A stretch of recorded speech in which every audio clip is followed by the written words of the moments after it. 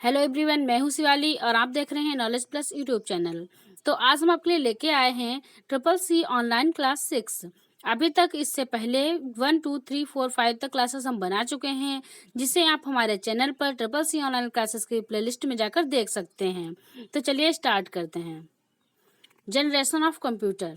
इससे पहले हम 5 क्लास में कंप्यूटर की जनरेशन डिस्कस कर चुके हैं, लेकिन इस बार हम जो जनरेशन में किस किस कंप्यूटर का यूज़ किया गया, किस तरह से कौन सी मेमोरी होती थी, वो सब सारा कुछ डिटेल से बताने जा रहे हैं। तो क्या है generation of computer? First generation 1946 से 1954 तक। और इसमें क्या है, कंप्यूटर की पहली जनरेशन में वैक्यूम ट्यूब टेक्नोलॉजी का उपयोग किया गया था। और वैक्यूम ट्यूब को 1904 में जॉन इम्बोस फ्लेमिंग और ली डिफोरेस्ट ने डेवलप किया था, जिसकी स्टोरेज मैग्नेटिक ड्रम्स और मैग्नेटिक कोर में होती थी। इसमें इनपुट के लिए पंच कार्ड तथा पेपर टेप्स का इस्तेमाल किया जाता था। इसका आउटपुट सीधा प्रिंट आउट में ही दिखता था। और है इस जनरेशन में कुछ मुख्य कंप्यूटर के नाम कुछ इस प्रकार हैं, जैसे एनिएक है, एडवेक है, यूनिएक 1 है, यूनिएक 2 है, और IBM 701 है, IBM 750 है। तो इस जनरेशन के जो मुख्य कंप्यूटर हैं वो क्या है? एनिएक, एडवेक, यूनिवेक 1 और यूनिवेक 2, IBM 701 और IBM 850। अब नेक्स्ट सेकेंड जनरेशन में क्या है? 1955 से 1964 इसका टाइम पीरियड है। और क्या है, इस जनरेशन में ट्रांजिस्टर टेक्नोलॉजी का प्रयोग किया गया। और ट्रांजिस्टर का आविष्कार जो था वो विलियम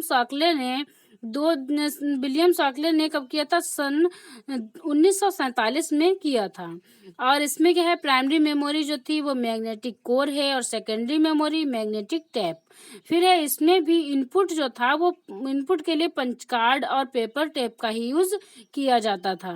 और है इसमें भी जो आउटपुट था वो भी वैक्यूम ट्यूब की तरह प्रिंट आउट के माध्यम से ही मिलता था।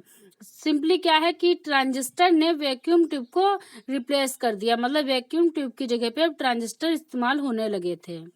अब नेक्स्ट, अभी इसी में है सेकंड जनरेशन में। इस जनरेशन में हाई लेवल लैंग्वेज कौन कौन सी? फोर्ट्रान है 1956, एल्गोल 1960 और कोबोल 1960 से 61 का भी प्रयोग किया गया। मतलब इस जनरेशन में हाई लेवल लैंग्वेजेस जैसे फोर्ट्रान है, एल्गोल है, कोबोल है, इनका भी यूज किया गया।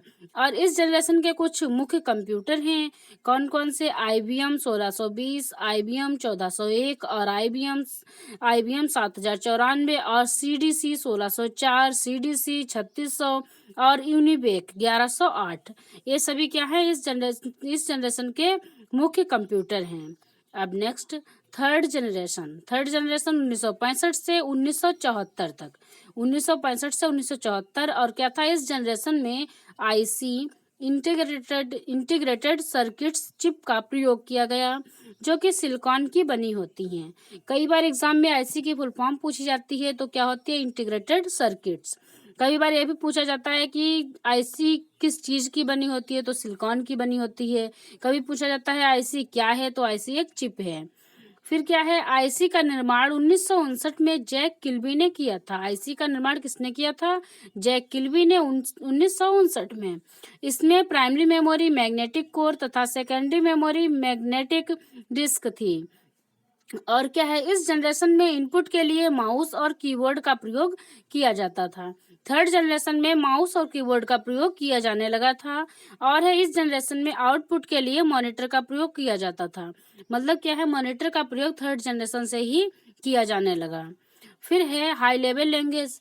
इसमें high level language Fortran 1956, ALGOL 1960, COBOL 1960 से 61 और बेसिक, इन सभी लैंग्वेजेस का यूज किया जाता था।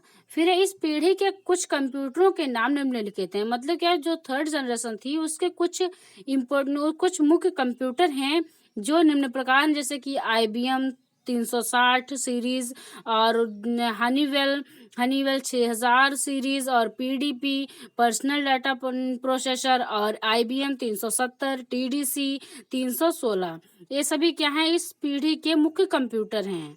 अब नेक्स्ट, फोर्थ जनरेशन क्या है 1975 से टिल डेट, मतलब 1975 से अब तक। तो क्या इस जनरेशन में माइक्रो प्रोसेसर का प्रयोग किया गया? इस जनरेशन में माइक्रो प्रोसेसर टेक्नोलॉजी का प्रयोग किया गया। साथ ही साथ इस जनरेशन में ULSI ultra large scale integration और VLSI very large scale integration का प्रयोग किया गया। कभी कभी यूएलएसआई या वीएलएसआई की फुल फॉर्म पूछी जाती है। तो क्या है अल्ट्रा लार्ज स्केल इंटीग्रेशन और very large scale integration, very large scale integration इनकी फुल फॉर्म है। और क्या है इस जनरेशन में एमएस डॉस और एमएस विंडोज को भी इसी जनरेशन में डेवलप किया गया। माइक्रोसॉफ्ट डिस्क ऑपरेटिंग सिस्टम और माइक्रोसॉफ्ट विंडोज का भी प्रयोग जो था वो इसी जनरेशन में किया गया। और है इस जनरेशन की जो हाई लेवल लैंग्वेजेस हैं वो हैं सी प्लस प्लस और डीवेस, और इसमें क्या है GUI ग्राफिकल यूजर इंटरफेस जो टेक्नोलॉजी थी वो भी फोर्थ जनरेशन में आ चुकी थी। और है इस जनरेशन के जो मुख्य कंप्यूटर हैं वो हैं IBM 4341 और DEC 10 और है स्टार 1000 और PUP 11 या 11। अब नेक्स्ट फिफ्थ जनरेशन या प्रेजेंट एंड नेक्स्ट क्या है, जो प्रेजेंट टाइम में जो चल रहा है और आगे जो समय आने वाला है उसमें फिफ्थ जनरेशन का प्रयोग किया जा रहा है और आगे भी किया जाएगा। अभी तक कंप्यूटर की फिफ्थ जनरेशन ही बनी है, 5 जनरेशन ही बनी है। तो इसमें क्या है, इस जनरेशन में AI का निर्माण किया गया, मतलब आर्टिफिशियल इंटेलिजेंस का निर्माण किया गया और जिसे रोबोट कहते हैं।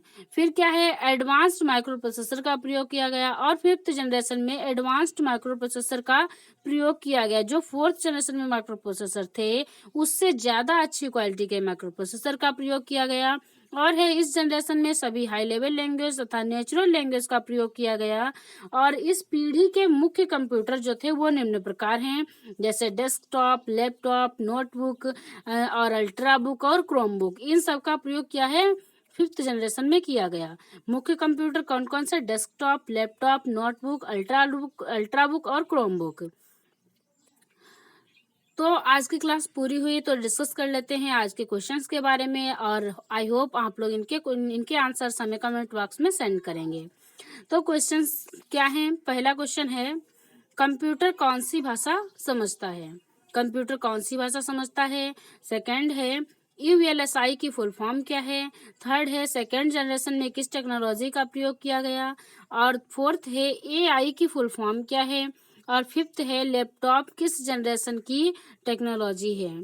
तो आई होप आप लोग हमें इन सभी क्वेश्चंस के आंसर कमेंट बॉक्स में सेंड करेंगे।